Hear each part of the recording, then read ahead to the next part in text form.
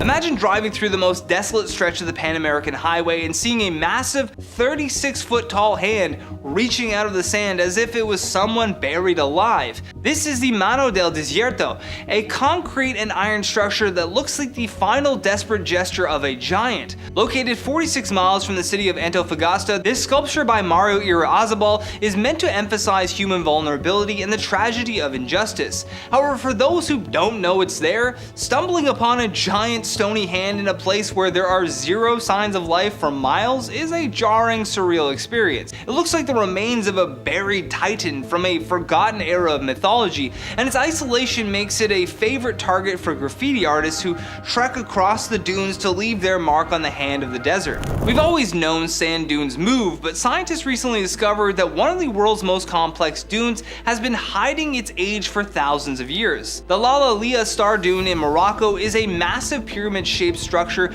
that towers over the surrounding landscape. Recent research using luminescence dating, which measures when the grains of sand were last exposed to sunlight, found that the base of the dune is 13,000 years old, but then it stopped growing for 8,000 years before rapidly shooting up in the last millennium. The nonsense part? Scientists couldn't figure out why it just stopped and started, or how these star dunes, which move in multiple directions, maintain their shape without collapsing during high winds. It turns out the desert has a much more complex internal clock than we ever realized, and these dunes are actually moving at a rate of 1.6 feet per year across the desert floor. In the 1990s, if you wanted to reach the most isolated person on Earth, you just had to call a specific number in the middle of the Mojave Desert. The Mojave phone booth was a hand-crank magnetophone installed in the 1960s for miners located 15 miles from the nearest highway. In 1997, a man found the number and started calling it just to see if anyone would answer, eventually creating a website dedicated to the booth.